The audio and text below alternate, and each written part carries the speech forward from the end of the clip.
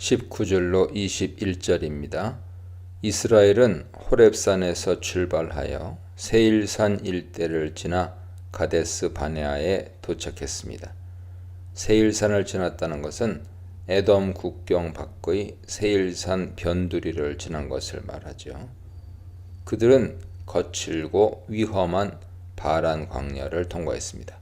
그리고 아모리 족속의 산지로 향하는 길을 이용해 가데스 바네아까지 여행했습니다. 8장 15절에서는 그 험한 광야길을 불뱀과 전갈이 있고 물이 없는 건조한 땅으로 묘사합니다.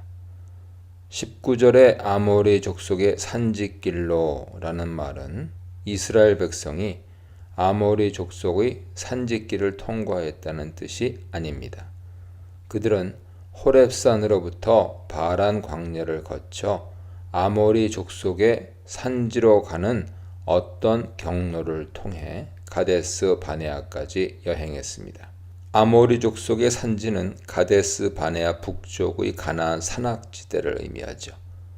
이스라엘 백성은 그 산지 입구에 도착했습니다.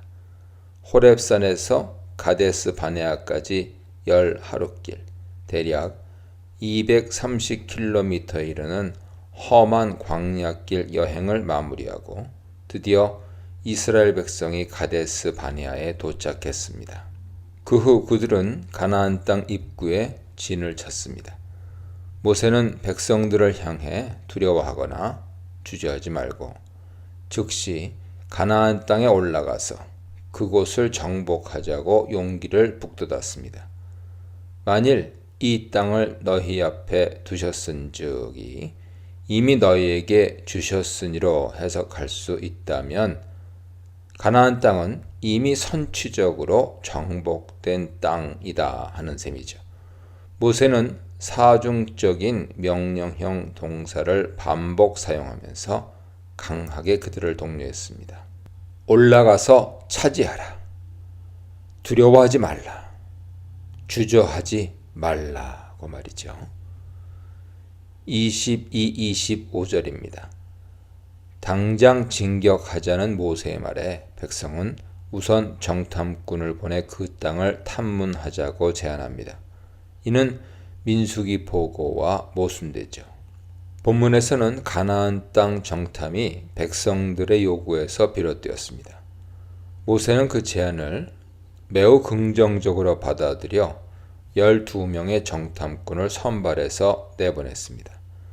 그러나 민수기에서는 하나님 명령으로 12명의 정탐꾼을 선발하여 파견했습니다. 여기서 질문은 이것입니다. 과연 가나안 땅 정탐은 하나님 명령하신 건가? 백성들이 요구한 것인가? 하는 것이죠. 신명기는 광야 40년 여행을 반성적으로 회고하는 책이며 철저히 민수기를 비롯하여 앞선 책들을 전제하여 이야기를 전개해 나갑니다. 따라서 단순히 신명기와 민수기가 모순되는 이야기를 하고 있다고 볼 수는 없습니다. 민수기 13장에서 하나님이 명령하신 가나안 땅 정탐은 신명기에서 보듯이 백성들이 먼저 제안했던 것이고 최종적으로 모세와 하나님이 이를 추인하셔서 명령을 내린 것이라 정리할 수 있습니다. 그렇다면 백성들의 제안은 하나님에 대한 불신에서 비롯된 악한 것이었을까요?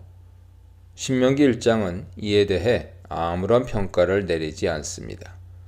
다만 모세는 자신의 회고적인 연설에서 내가 그 말을 좋게 여겼다고 말할 뿐이죠. 여기에는 그것을 믿음의 문제로 보게 하는 어떤 암시도 없으며 모세의 고백은 도리어 그것이 매우 현명한 제안이었음을 암시합니다. 물론 분명히 민수기 13장의 정탐 에피소드는 전체 문맥에서 볼 때 11장부터 시작되어 14장에 이르는 이스라엘의 반복적인 배교 행위들과 한데 묶여 있습니다. 첫 번째 불평, 음식 투정, 모세에 대한 불만, 불신에 의한 약속의 땅 거절이 한데 묶여 있습니다. 이런 맥락에서 약속된 땅에 대한 정탐의 요구는 그 자체가 반역적인 동기에서 비롯되었다는 설명이 있습니다. 결론적으로 보면 이 에피소드는 정탐 자체는 전혀 문제 삼고 있지 않으며 정탐 후의 정탐꾼들과 백성들의 불신앙적 태도를 고발하고 있습니다.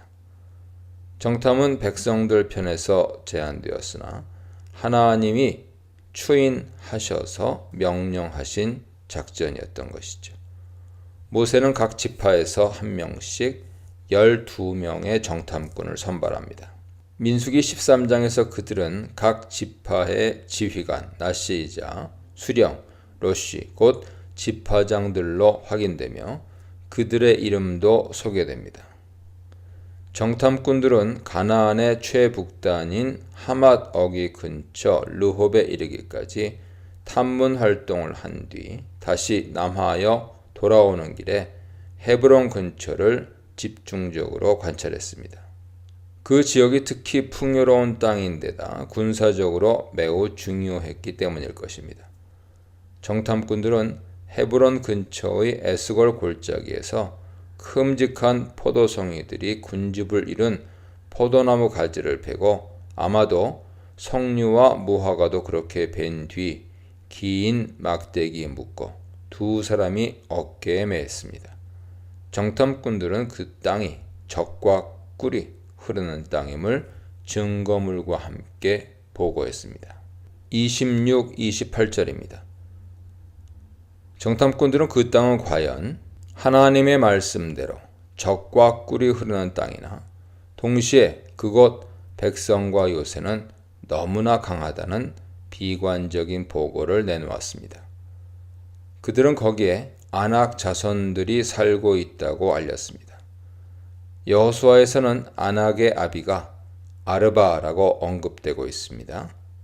여러 증거 본문들에서 아낙 자손은 바로 키 큰 사람, 즉 거인족을 가리킵니다. 어떤 학자는 아낙이란 말은 가나안 토착민들이 크고 견고한 요새와 성, 그리고 고인돌을 만든 강력한 종족들임을 표현하는 단어일 수 있다고 제안합니다.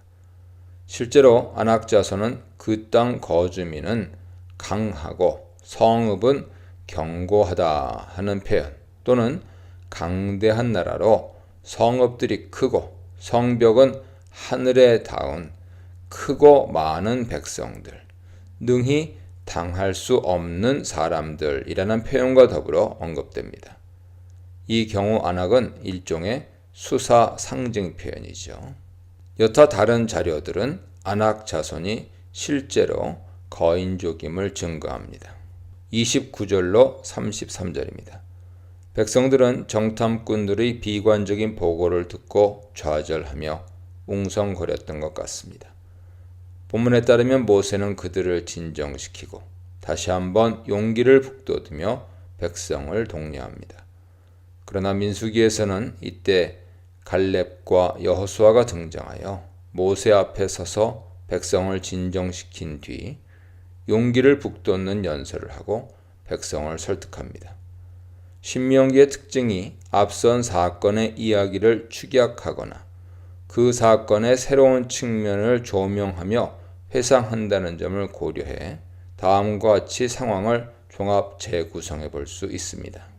아마도 본문에서와 같이 모세가 먼저 비탄에 잠긴 백성을 설득했으나 실패로 돌아갔고, 이어 갈렙과 여호수아가 적극 나서 이미 판세가 기울어진 민심을 바꿔보려 애썼을 것입니다.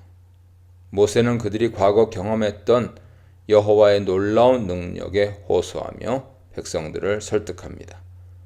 이스라엘을 격파하신 여호와께서 지금도 너희를 위해 싸우실 것이다. 또한 광야길에서 백성을 아들을 안아주듯 보호하며 인도하신 여호와께서 너희를 지켜주실 것이다. 여호와께서는 그들 앞에 가시며 불기둥과 구름기둥으로 방향을 지시해 주시고 그들이 묵을 곳을 찾아주셨습니다. 이것은 바로 그 하나님을 신뢰하여 지금 가나안 땅에 진격하여 땅을 차지하자는 호소입니다.